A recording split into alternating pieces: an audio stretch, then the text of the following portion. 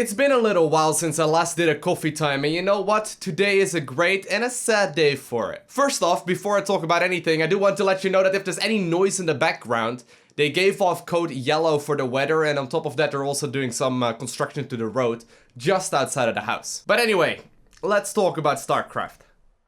So pretty much all of the time, I try and focus on the positives. I don't really, talk about the dramas in the StarCraft 2 scene. I don't really talk about all of the developments that are happening, just because I really want to be focusing on gameplay. I want to try and, help you out improving your game a little bit faster and hopefully entertain you along the way as well. And that's really always been my goal and the one thing that I've always tried focusing on. And while there are currently some absolutely amazing developments for StarCraft as well, today we're going to be talking about the Korean StarCraft 2 scene, as that just now took a absolutely massive hit. So patch 3.7 is out. I will be talking about the Nova Commander, I will be talking about all of the changes and everything that you need to know in the very near future, but bear with me. So maybe you already saw my tweet on Twitter, or maybe you saw any of the other news outlets cover this story already, but today, the Korean StarCraft 2 scene took a massive hit. And I think we can most definitely say that today is sort of an end of an era, at the very least the StarCraft 2 in Korea as we know it. So there are two main developments and both are negative. First and foremost, we got Pro League deciding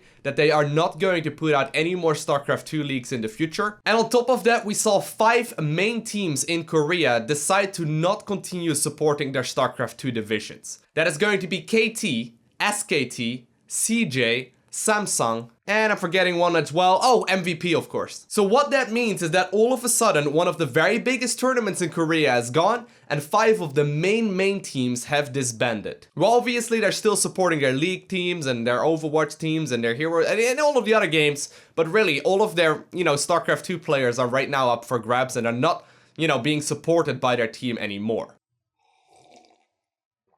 So there's really a couple of reasons why this has happened in the first place, and I also want to be talking about what will be happening in the future. So first off, Korean StarCraft 2 has never been as big as the Korean Brood War leagues. For those of you unaware, actually Brood War right now, so the original StarCraft that came out a very long time ago, has always been more popular than StarCraft 2 has been. I mean, it's sort of just ingrained in their culture at this point, and the tournaments are huge, and the Korean names, the pro gamers, pretty much everyone knows them, like Flash Stork, Bisu, all the big names. They're all playing StarCraft 1, they're all playing Brood War, and they're all extremely popular as far as the fan base goes. And, people just simply play that game in PC bongs, and it's just far more popular than StarCraft 2 has ever been. However, even though that has always been the case, there's always been a StarCraft 2 scene, and we saw some incredible players come out of that. And the reason for that was simple. We had a massive viewer base, there were several tournaments going on, and because of that reason, teams were able to attract sponsors. Because a lot of people don't seem to realize this, but a lot of the teams are not running a charity, they're actually businesses that need to be making money, and in order to obviously get money, they need exposure on television and whatnot,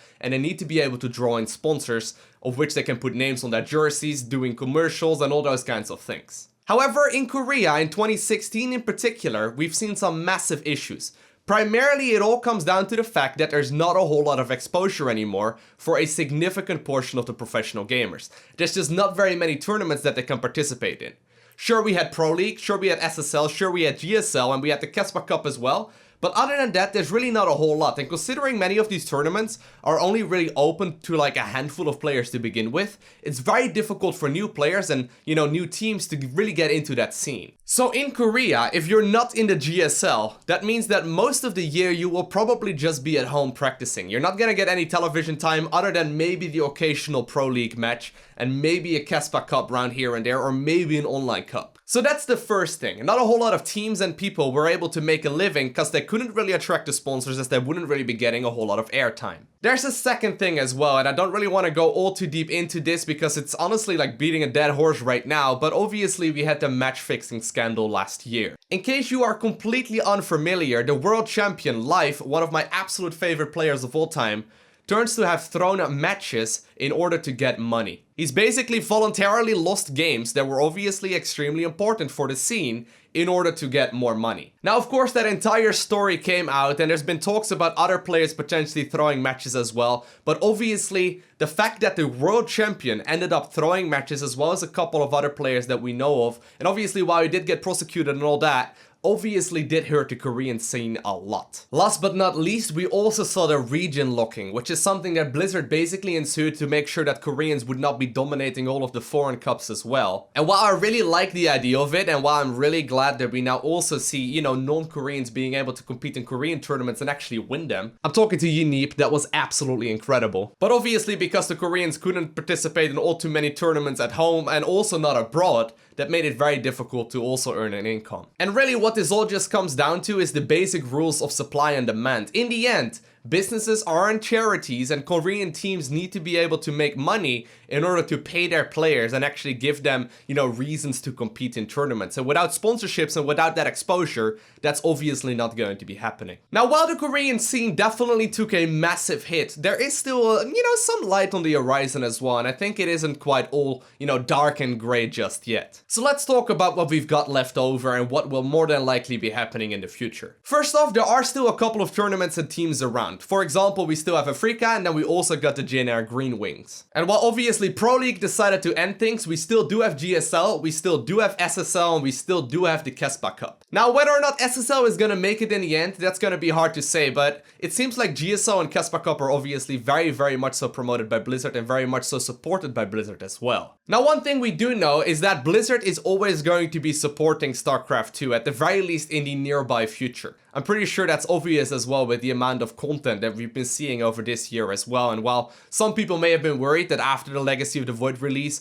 the game would just slowly but surely die out, I don't think that's the case at all, and Blizzard has been supporting the professional scene as well. So while I don't think that what we had in the past, I suppose before, you know, today, is going to continue onwards in the same way as it always has, there will be most definitely substitutes for this. I mean, there's a demand for high-level StarCraft 2 gameplay, and they are willing to supply that as long as there's an income with it. It's just that the current system in Korea did not bring out a sustainable level of growth, and it just simply wasn't possible to keep running this in the future as well. So whether this is something that the scene will figure out on its own, or if it's something that Blizzard has to step in for, we don't really know at this point. But what I can tell you is that BlizzCon is happening in just a couple of weeks, and I will be going over there myself as well, and I am genuinely excited to see what the plans for 2017 are. And while StarCraft 2 in Korea definitely won't be the same again, I'm sure there's always going to be a scene based around there as well, just because that's where the highest level of gameplay is at. Now, one more thing that I really wanted to cover in this video, because I always have felt there's this notion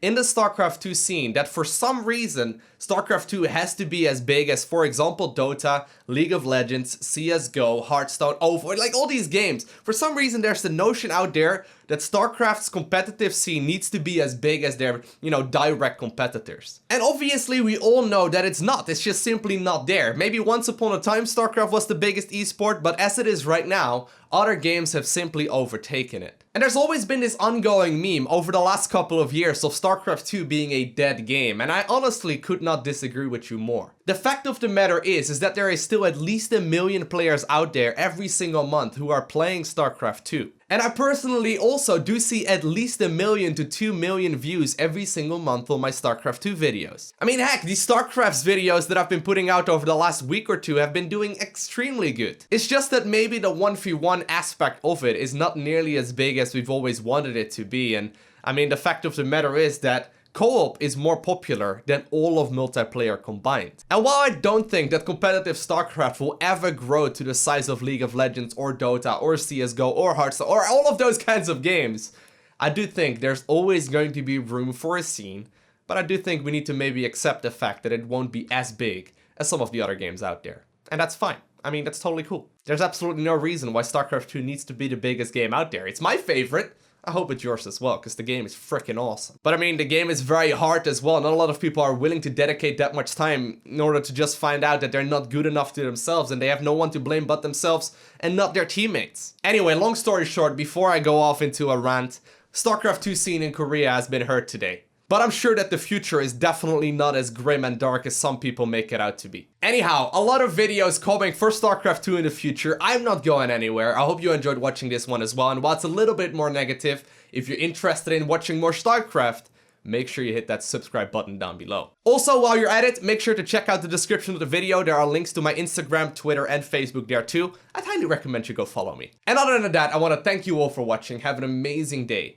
do not forget to smile, alright? And I will see you in the next one.